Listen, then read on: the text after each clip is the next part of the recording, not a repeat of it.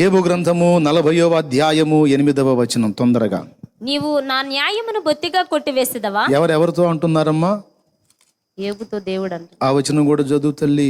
6వ వచనం నుంచి చదువమ్మా. అప్పుడు యెహోవా ఏబు గ్రంథము 40వ అధ్యాయము 6వ వచనం అండి. మనలో ఉండకూడని ఒక లక్షణం కనపడుతుంది చూడండి ఆయన దగ్గర. అప్పుడు యెహోవా సుడిగాలిలో నుండి ఇలాగు యోబుతో ప్రత్యుత్తరం ఇచ్చెను. పౌరుషము తెచ్చుకొని నీ నడుము కట్టుకొనుము, నేను నీకు ప్రశ్న వేసేదను, నీవు ప్రత్యుత్తరం ఇమ్ము. నీవు నా న్యాయమును బొత్తిగా కొట్టివేసేదవా? నిర్దోషువను నీవు తీర్పు పొందుటకై నా మీద అపరాధము మోపుదువా? అదుగదుగు దేవుని మీదనే అపరాధం మోపుతున్న కేసు రాశాడు దేవుడు ఏబు మీద. నీవు నిర్దోషివని తీర్పు పొందడానికి నన్ను దోషం చేస్తావా అంటే ఆ మాటలు వాడాడు ఏబు. నాకు దేవుడు అన్యాయం చేశాడు అన్నాడు. అంటే దేవుడు అన్యాయస్తుడా? కొంతమంది ఆవేశంలో ఫటాఫట్ మాట్లాడతారు. ఎక్కడన్నా దేవుడికి కూడా న్యాయం లేదన్నా. పనికిమాలిన వాళ్ళని, చెడిపోయిన వాళ్ళని బాగా ఆశీర్వదిస్తున్నాడు, నీతిగా న్యాయంగా మంచిగా బతుకుతుంటే మాకేందన్నా ఈ కష్టాలు అని అడుగుతారు కొంతమంది. ఏందో అంటే దేవుడు న్యాయవంతుడు కాడా? నేను చెప్తున్నా, మన జీవితంలో ఎలాంటి పరిస్థితులు మనకు తారసపడినా, ఆఖరికి మనం ఎంతో ప్రేమించే వాళ్ళు మన నుండి దాటి వెళ్ళిపోయినా కూడా ఆ మాట రాకూడదు. ఏది చేసినా, ఏది జరిగించినా నా దేవుని చర్యలన్నిటిలో సంపూర్ణ న్యాయం ఉంటుంది అన్నవాడే భక్తుడు. నా ప్రభు అన్యాయము చేయడు. నాకు ఈ పరిస్థితి వచ్చింది అంటే ఏదో న్యాయమైన కారణం ఉంది. అది నాకు అర్థం కాకపోవచ్చు, నా దేవునికి తెలుసు. కాబట్టి పర్వాలేదు ప్రభువా, నీ అనుమతితో ఏదైనా జరుగుతుంది. నీ అనుమతి లేకుండా ఏం జరుగుతుంది నాయనా?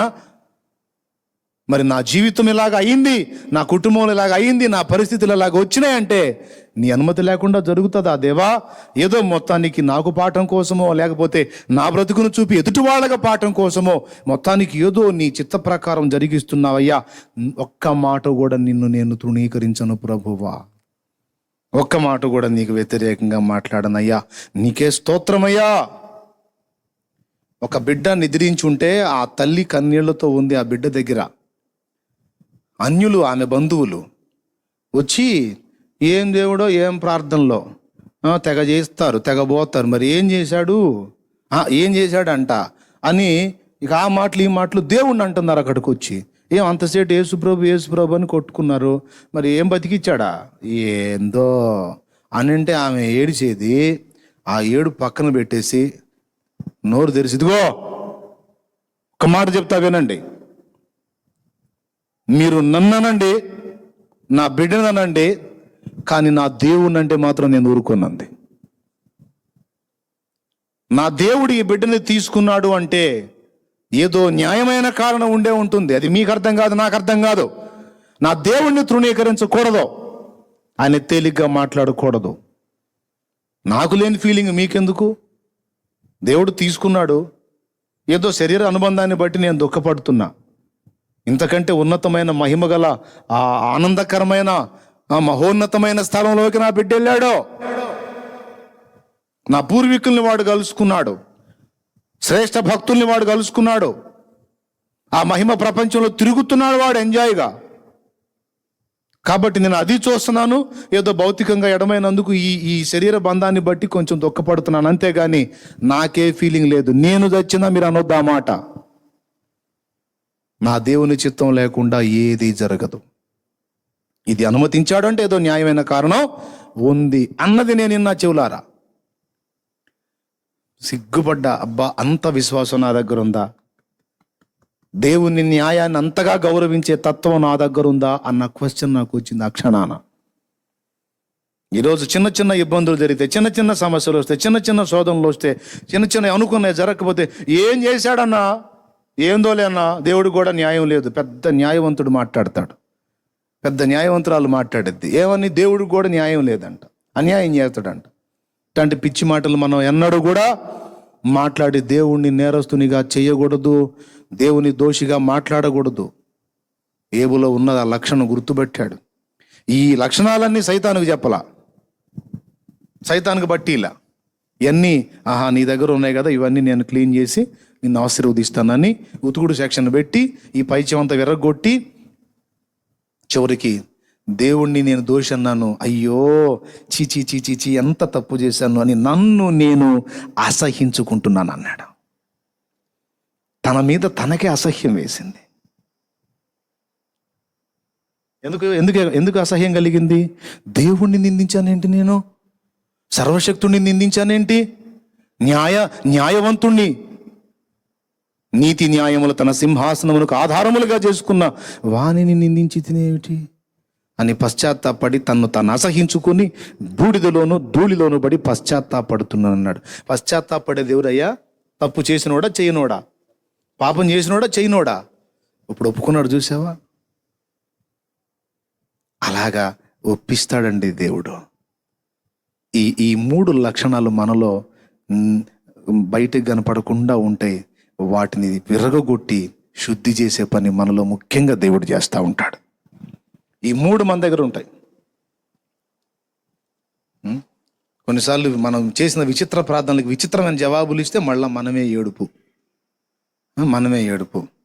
ప్రభువా నా భర్తని దర్శించు ప్రభువా, నా భర్తని మార్చు ప్రభువా అని ఏడుస్తుందా? తన్ను పడిద్ది, అతనికి పేషెంట్ అయిపోతాడు. అందుకని ప్రభువా ఏం చేశానయ్యా, నాకు ఈ శిక్ష విధించావు, ఎందుకయ్యా నా భర్తని ఇట్ట చేశావు? ఒరే మార్చమనేది నువ్వే, వాడిని తన్ని పడేస్తేనేమో ఏందయ్యా పడేసావు అనేది నువ్వే. మరి ఎట్లా? వాడు మామూలుగా మారడం మామూలుగా మాటిండో మిడిమేళం అనగొడితేనే వినేది. మరి నువ్వు చెప్పావు కొంచెం పడేస్తాను, మరి ఏంటి నువ్వు అంటే మళ్ళీ మళ్ళీ దేవుడిని సణిగిద్ది. విచిత్రమైన ప్రార్థనలు చేయటం, మళ్ళీ దానికి దేవుడు జవాబిస్తే మళ్ళీ దేవుడిని విచిత్రంగా అనటం. చివరిగా ఒక మాట చెప్తాను. సండే స్కూల్ చదివే అమ్మాయి, సండే స్కూల్కి వెళ్ళే అమ్మాయి, 8 ఏళ్ల పాప. ఒకసారి ఆ పాప ఉన్నప్పుడు నరమాంస భక్షకుల దగ్గర సేవ చేసే మిషనరీలు వాళ్ళ పాస్టర్ గారి దగ్గరికి వచ్చి మాట్లాడుతున్నారంట. ఆ చిన్న పాప కూడా కూర్చొని ఆ మాటలు విన్నది. నరమాంస భక్షకులు ఎంత భయంకరులో, ఎంత క్రూరులో, మనుషుల్ని ఎలా చంపుతారో, ఎలా తింటారో, ఏ విధంగా చేస్తారో అవన్నీ కూడా వాళ్ళ అనుభవాలు అక్కడ దైవజనుడితో పంచుకుంటున్నప్పుడు ఈ పాప ఇవన్నీ విని దైవజనుడు వాళ్ళని మెచ్చుకున్నాడు. అంత డేంజర్ ప్లేస్లో మీరు ఆత్మల రక్షణ కోసం కష్టపడుతున్నారంటే చాలా గొప్ప బ్రదర్ అని వాళ్ళని ప్రశంసిస్తుంటే ఈ చిన్న పాప విని ప్రభా ప్రార్థన చేస్తుంది. పక్కకు వచ్చి దేవా నన్ను కూడా ఆశీర్వదించు ప్రభా, నరమాంస భక్షకుల దగ్గరికి సేవకి వెళ్తా ప్రభా అని ప్రార్థన చేస్తున్నాడు. ఆ చిన్నది ఆ రోజు విన్న ప్రార్థన, ఆ రోజు విన్న విషయాన్ని 10వ సంవత్సరం వచ్చిన దాకా ప్రార్థన చేస్తూనే ఉంది. నన్ను నరమాంస భక్షకుల దగ్గరికి పంపించు, వాళ్ళ మధ్య నేను సేవ చేయాలి, వాళ్ళని క్రీస్తు కొరకు రక్షించాలి ప్రభువా అని కొన్ని సంవత్సరాలు ప్రార్థన చేసింది. బాగా గుర్తుపెట్టుకుంది. చిన్నపిల్ల. సరే పెద్దదైంది, 18 ఏళ్ళు వచ్చినాయి. పెళ్లి చేశారు. అదో ఒక డిపార్ట్మెంట్కి చెందిన వ్యక్తి ఆయన చేసుకున్నాడు. పెళ్లి చేసుకుంటే ఒక సంవత్సరం స్వర్గం అంటే ఏంటో చూసింది. భూలోక స్వర్గం. ఆ భర్త అసలు అడుగేస్తే ఎంతో ఆప్యాయంగా ఆమె కోరినవన్నీ తెచ్చి పెడతా బంగారంలాగా చూసుకున్నాడు. అసలు ఇక విహరించిందన్నమాట స్వప్న లోకాల్లో. బాగుంది. సంవత్సరం తర్వాత ఆయన సంథింగ్ మిలిటరీ జాబ్ అనుకుంటా, మళ్ళీ పిలుపు వచ్చింది, పోయాడు. మరి యుద్ధం వచ్చినట్టుంది. 2 years ఉన్నాడు. 2 ఏళ్ళు ఆయన రావతి గల అమ్మాయి దగ్గరికి, భార్య దగ్గరికి. 2 ఏళ్ల తర్వాత వచ్చాడు. వచ్చేటప్పుడు ఇక భయంకరమైన వ్యసనపరుడుగా వచ్చాడు. వచ్చి టార్చర్ స్టార్ట్ చేశాడు. అంతకుముందు సంవత్సరం స్వర్గలోకాల్లో విహరించేటట్టు తీసుకెళ్ళాడు కదా, మళ్ళీ పోయి 2 ఏళ్ళు ఉండి వచ్చాడు కదా, ఇక నరకలోకం చూపించడం మొదలుపెట్టాడు.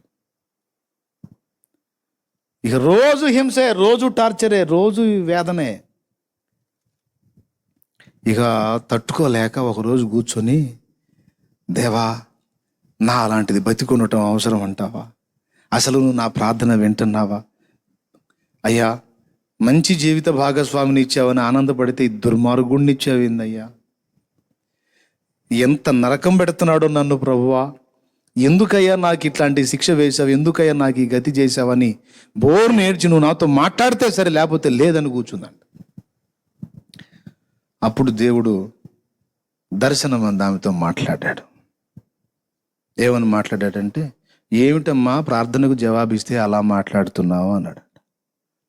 ఏంటి ప్రార్థనకు జవాబా? ఏం ప్రార్థనకు జవాబు ప్రభువా అంటే, 8 ఏళ్ల ప్రాయము నుంచి కొన్ని సంవత్సరాలు నువ్వేం ప్రార్థన చేశావు అన్నాడు. ఒకసారి వెనక్కి వెళ్ళింది, ఆలోచించింది. నరమాంస భక్షకుల దగ్గర సేవ చేస్తాను అన్నాను. ఓహో, సేవకి వెళ్లకుండా పెళ్లి చేసుకుందని టార్చర్ చేస్తున్నావా అంది. కాదు పిచ్చిదన్న, అట్లేం కాదు. మరి ఏంటి ప్రభువా? అమ్మా, నువ్వు పెద్ద అయి సేవకి వెళ్ళాలా. నువ్వు సేవకి వెళ్ళేటప్పటికి దాదాపు చాలామంది నరమాంస భక్షకులు, నువ్వు మారుద్దాం అనుకున్న వాళ్ళందరూ మారిపోయారు. ఇంకా కొద్ది గొప్ప ఉంటే వాళ్ళ దగ్గరికి వెళ్ళేదానికి నీకు అవకాశాలు లేవు. మరి నువ్వేం ప్రార్థన చేశావు, అందుకని నువ్వు ఎటు కూడా అక్కడికి వెళ్ళలేవు కాబట్టి నీ ఇంటికి, నీ దగ్గరికి ఓ నరమాంస భక్షకుడిని పంపించా. ఒక్కడిని మార్చుకోమ్మా చాలు అన్నాడట. నువ్వు చెప్పావుగా సేవ చేస్తానని, ఆ ఒక్కడిని మార్చు. ప్రార్థన చేసావు, అప్పుడు జవాబు ఇచ్చాను. ఈయనేంది ప్రభా నాకు ఇచ్చావు ఈ దుర్మార్గుడు అంటావు. ఈయనే నువ్వు మేలు నరమాంస భక్షకుల దగ్గర చేస్తా. ఓ వీడు వాడే అనుకొని చెయ్యి. నరమాంస భక్షకుడిని భరించినట్టే భరించు, వీడిని సేవ చేస్తున్నాను అనుకొని సహించమన్నాడు. దేవునికి స్తోత్రం కలుగును గాక. హల్లెలూయా. పురుషుల్ని స్త్రీలు భరించినా, స్త్రీలను పురుషులు భరించినా, పిల్లల్ని తల్లులు భరించినా, తల్లుల్ని పిల్లలు భరించినా, సేవ చేస్తున్నాను అనుకొని భరించండి టార్చర్ని. దేవుడు కృపనిస్తాడు.